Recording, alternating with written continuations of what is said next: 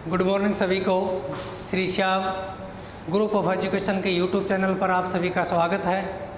आज अपन आधुनिक भारत के इतिहास के बारे में पढ़ेंगे।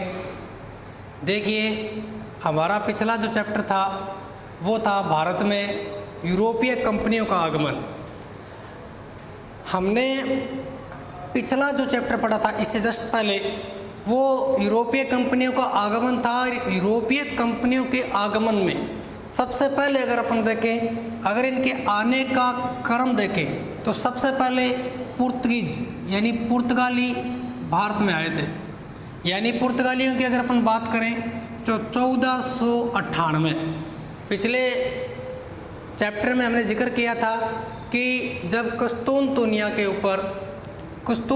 के ऊपर जब तुर्कों का अधिकार हो जाता है तब समुद्री मार्ग के जरिए, यानी जो वैकल्पिक मार्ग था उनका, उसके ऊपर तुर्कों का अधिकार हो जाने के कारण अब समुद्री मार्ग से होते हुए इस जगह केरल के अंदर कालीकट नामक स्थान पर वास्को डी गामा भारत पहुंचता है। और इसी वास्को डी गामा ने भारत के अंदर पुर्तगाली जो डायनेस्टी थी, साम्राज्य था, उसकी स्थापना करता है। इसके बाद कई बार एग्जाम में एक क्वेश्चन और आता है कि प्रथम पुर्तगीज या प्रथम पुर्तगाली व्यक्ति जिसने भारत की खोज की तो नाम आता है वास्को डी गामा का। अगर दूसरा पूछे तो दूसरा व्यक्ति जो पुर्तगाली था वो था अल्वारेज। यानी इस वास्को डी गामा भारत आया था 1498 में, अल्वारेज आया था 1500 में, जबकि वास्को डी गामा दोबारा भारत आता है, वो आता है 1502 में। यानी वास्को डी गामा 2 बार भारत आया था। देखिए क्या हुआ, जब यूरोपीय कंपनियों को इस बात का पता चला कि पूर्व के जो देश हैं या मध्य एशियाई जो देश हैं वो अपने आप में साधन संपन्न हैं, वहाँ पर व्यापार के अनेकों अवसर उपलब्ध हैं, इसी के कारण वो लोग यहाँ पर आते हैं। और इसके साक्षात परिणाम तब मिले जब वास्को डी गामा भारत आकर जब यूरोप गया तो अपने साथ कुछ सामान लेके गया था।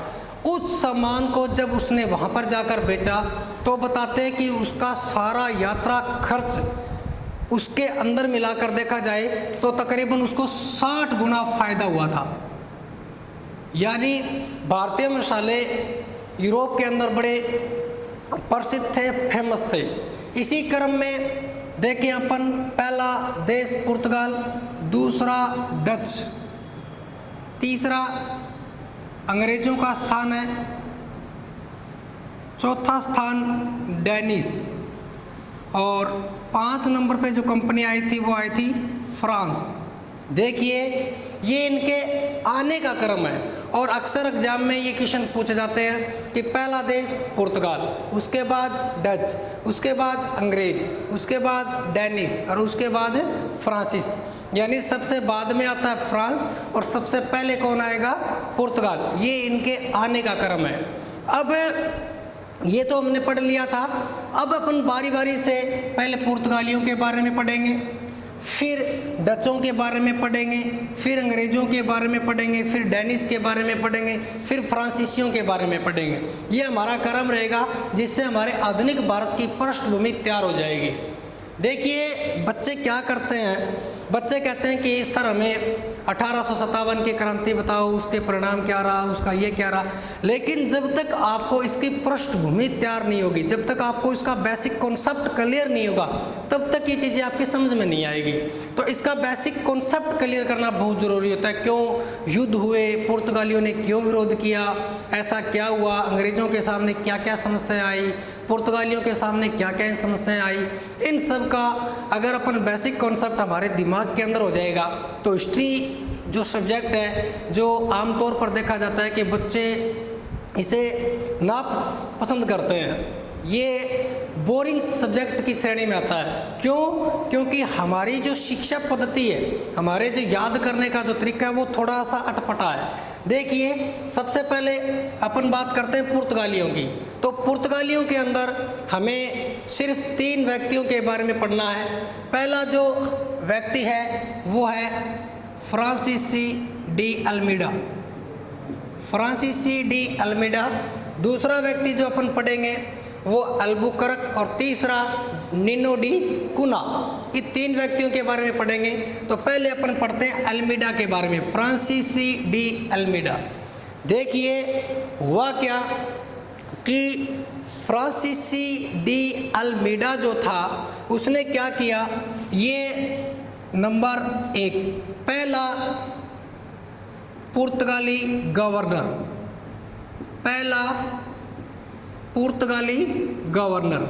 आपके एग्जाम में 2 प्रकार के क्वेश्चन आते हैं। देखिए पहला क्वेश्चन आता है कि एक होता है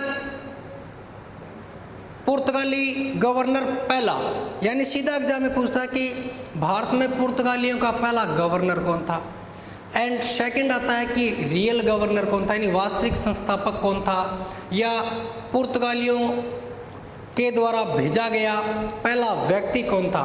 तो इसके अंतर्गत अपन बात करेंगे फ्रांसीसी डी अल्मीडा के बारे में। तो ये एक बहुत अच्छा व्यक्ति था। तो ये इसके बारे में पहला तथ्य क्या निकल के आया कि ये भारत में आने वाला प्रथम व्यक्ति और पुर्तगालियों द्वारा स्थापित भारत में पहला गवर्नर। अंडरस्टैंड। दूसरा देखिए, इसके समय क्या हुआ था कि इस व्यक्ति को जब भेजा गया था तो भेजा गया था, इधर देखिए ये भारत का नीचे वाला हिस्सा है, और आप सभी को पता है कि भारत एक प्रायद्वीपीय देश है। भारत प्रायद्वीपीय देश यानी यहाँ पर अरब सागर की खाड़ी, इस साइड में बंगाल की खाड़ी, और भारत का जो ये नीचे वाला ये जो है ये है इंडियन ओशियन यानी हिंद महासागर। इस हिंद महासागर पर अपना वर्चस्व स्थापित करने के लिए पुर्तगालियों ने अल्मीडा को भेजा। देखिए हुआ क्या, जब इस पुर्तगाली जो व्यक्ति थे ये क्या चाहते थे, ये समुद्र पे अपनी सत्ता स्थापित करना चाहते थे। समुद्र पे इनका मानना था कि अगर हम लोग समुद्र पे अपना स्थायित्व प्राप्त कर लेंगे तो आगे जो फ्यूचर होगा हमारा वो दी बेस्ट होगा, क्योंकि आगे आने वाले समय में जितनी भी यूरोपीय कंपनियां या अन्य जो भी देश भारत के अंदर व्यापार करेंगे तो उनसे हमें कुछ न कुछ एक्स्ट्रा बेनिफिट होगा, और इसी के कारण इन लोगों को यहाँ पर भेजा गया। हुआ क्या, हिंद महासागर पर अपना वर्चस्व स्थापित करने के लिए फ्रांसीसी डी अल्मीडा ने एक नीति अपनाई, उसे बोलते हैं ब्लू वाटर पॉलिसी। बहुत ही अच्छा क्वेश्चन है, आपसे एग्जाम में प्रश्न पूछेगा what is the blue water policy, यानी इसको हिंदी में कहते हैं शांत जल की नीति।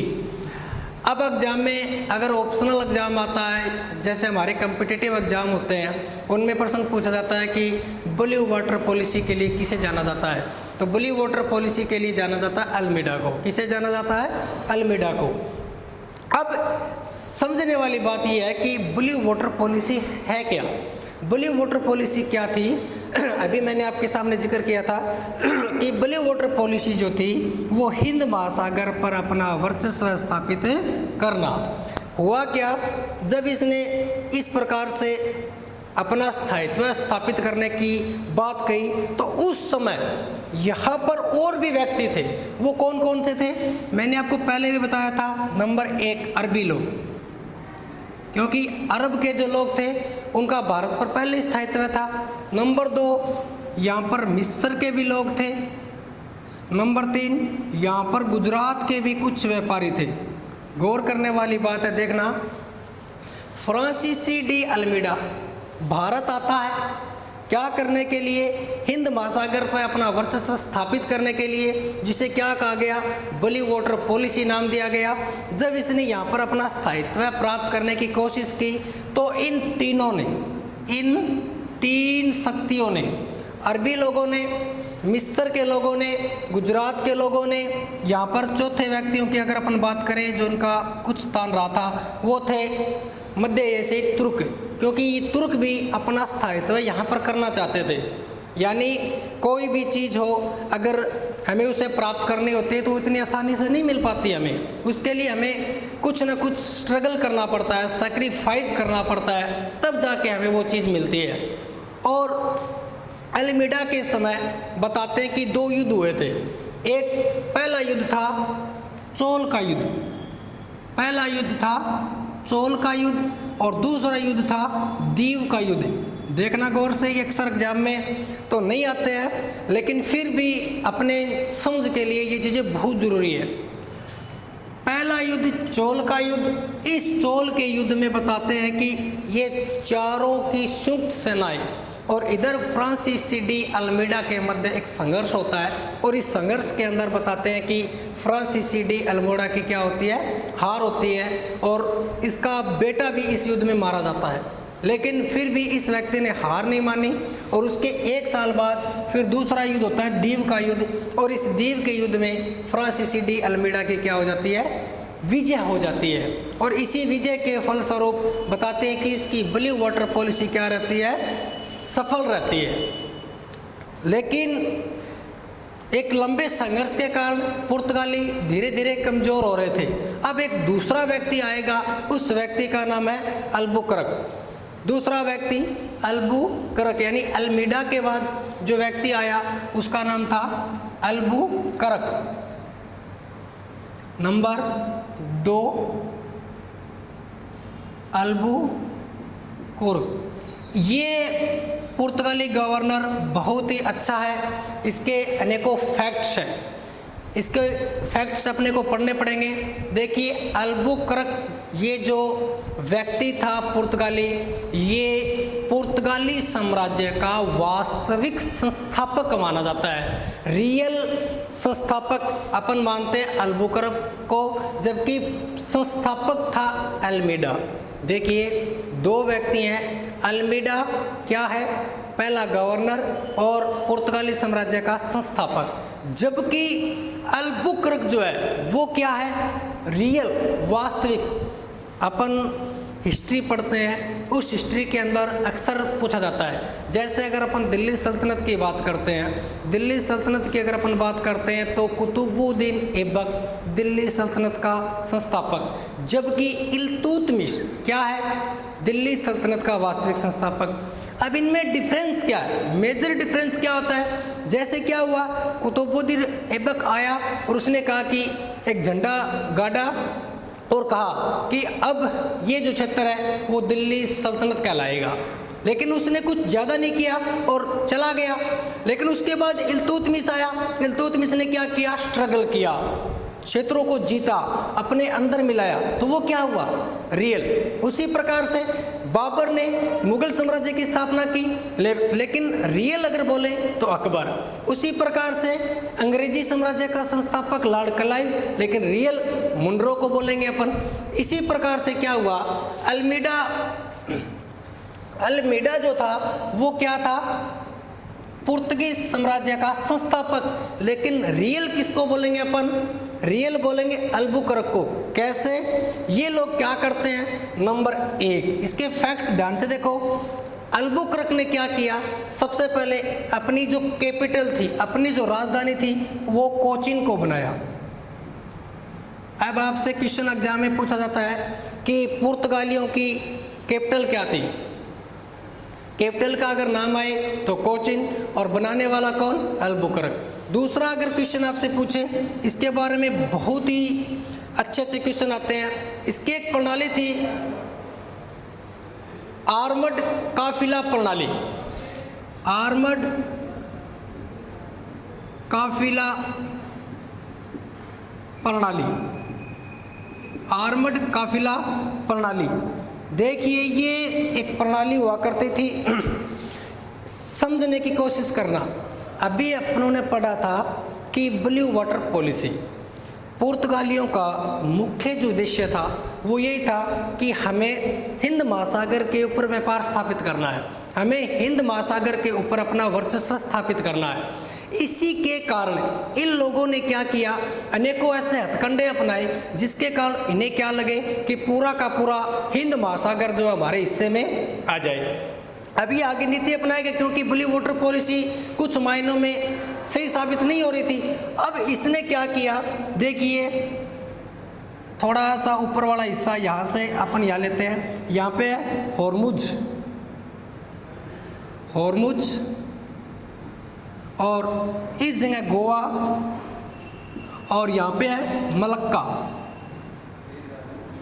देखना गौर से, होर्मुज, गोवा एंड मलक्का, ये हिंद महासागर वाला हिस्सा नीचे, यहाँ पर होर्मुज, यहाँ पर गोवा एंड यहाँ पर मलक्का। अब ये क्या करेगा, इस क्षेत्र पर अपना वर्चस्व स्थापित कर लेगा, यानी होर्मुज को अपना स्थायी अड्डा बनाया, मलक्का को अपना अपने अधीन में लेके आया और गोवा पे अपना अधिकार कर लिया। अब यहाँ पर क्या हुआ, उसने क्या किया, आर्मड काफिला प्रणाली, जो कौन लेके आया, अल्बुकर्क लेके आया, आर्मड काफिला प्रणाली अल्बुकर्क लेके आया। इसके अंदर क्या क्या हुआ कि इन्होंने होर्मुज, गोवा एंड मलक्का को अपना स्थायी अड्डा बनाया। और अब क्या हुआ, जब भी कोई व्यक्ति समुद्री मार्ग से अपना व्यापार करेगा तो इन व्यक्तियों से, यानी आर्मड काफिला प्रणाली के तहत इनसे परमिट लेना पड़ता था। क्या लेना पड़ता था, परमिट लेना पड़ता था, परमिशन लेनी पड़ती थी। और इस परमिशन के अंतर्गत उनको कुछ पैसे भी देने होते थे। आपको जानकर बड़ा ताज्जुब होगा कि ग्रेट मुगल शासक अकबर ने भी इनसे परमिट लिया था, यहाँ पर व्यापार करने की अनुमति ली थी पुर्तगालियों से। इसके अंतर्गत क्या होता था कि जब भी कोई जहाज, जब भी कोई देश इस क्षेत्र से व्यापार करता तो पुर्तगालियों के जहाज, जिनके अंदर उनके सैनिक हुआ करते थे, उनके हथियार हुआ करते थे, और वो उस बेड़े के साथ जाते थे। यानी मान के चलिए अगर कोई देश व्यापार कर रहा है और उसके बोट या उसकी नाव अगर दूसरे देश में जा रही है तो पुर्तगालियों के जहाज उसके साथ जाते थे। जिसके अंतर्गत क्या होता था, एक तो वो उनको प्राइवेसी देते थे, उनको सुरक्षा देते थे कि कल को कोई दूसरा देश या दूसरे जो समुद्री लुटेरे वो आक्रमण ना कर दे।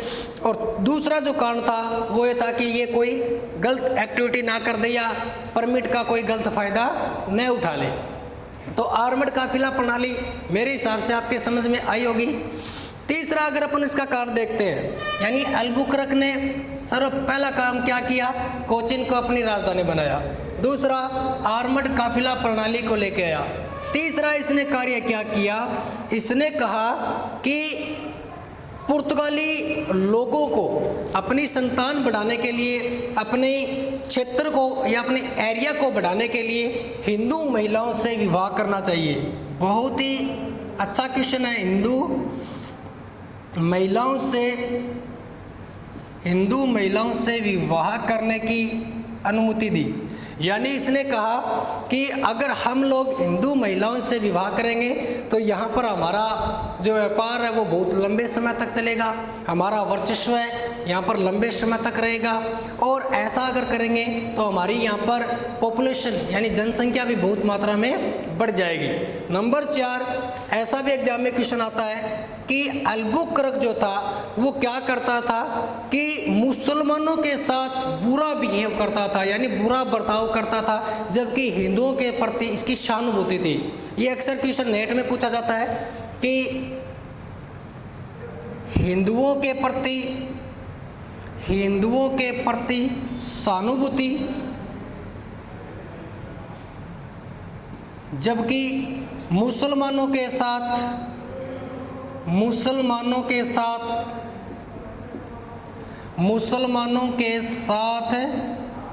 बुरा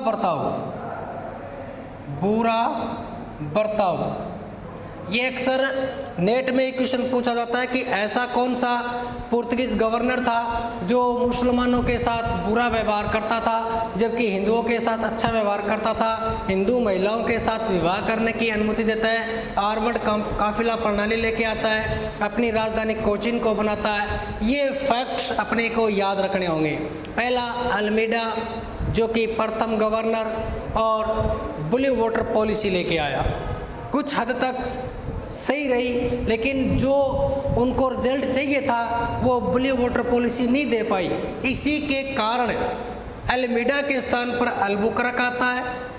अल्बुकरक रियल संस्थापक माना जाता है। अब आर्मड काफिला प्रणाली जो वो पुर्तगाली सपना देख रहे थे हिंद महासागर में अपना वर्चस्व स्थापित करने का, वो एक महीने में इनका क्या होता है, सही साबित होता है। अपनों अब तीसरा जो पुर्तगीज में अपने को पढ़ना है वो है निनो डी कुना।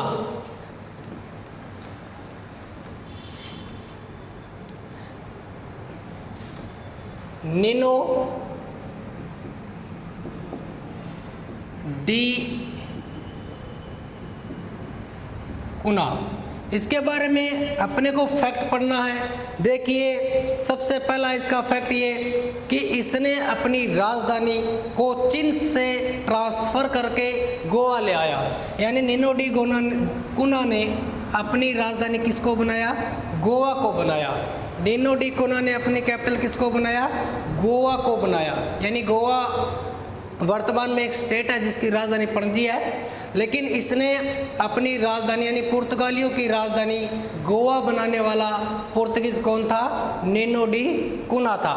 इसके बाद में क्या होता है कि पुर्तगालियों ने अपना क्षेत्र ज़्यादा स्थापित न करते हुए गोवा वाला क्षेत्र और ऊपर मुंबई वाला, यानी मुंबई जो है वो वर्तमान में सालसेट द्वीप पर स्थित है। सालसेट द्वीप पर स्थित है और यही इनका एक क्षेत्र हुआ करता था। और यहीं से आने जाने वालों से ये क्या करते थे, अपना पैसा वसूलते थे। निनो डी कुना के बाद होता क्या है, इसी समय एक पुर्तगाली गवर्नर की लड़की थी कैथरीन, जिसको आप बिग्रेजा भी बोल सकते हो, कैथरीन बिग्रेजा या टोनी बिग्रेजा। इसकी शादी, कैथरीन बिग्रेजा की शादी ब्रिटेन के एक सम्राट चार्ल्स द्वितीय के साथ हो जाती है। यानी कैथरीन बिग्रेजा या टोनी बिग्रेजा की शादी ब्रिटेन के सम्राट चार्ल्स द्वितीय के साथ हो जाती है। और बम्बई जो है, यानी बम्बई जो है वो अब दहेज के रूप में किसे दे दिया गया, ब्रिटेन को दे दिया गया। किसको दे दिया गया, ब्रिटेन को दे दिया गया। धन्यवाद।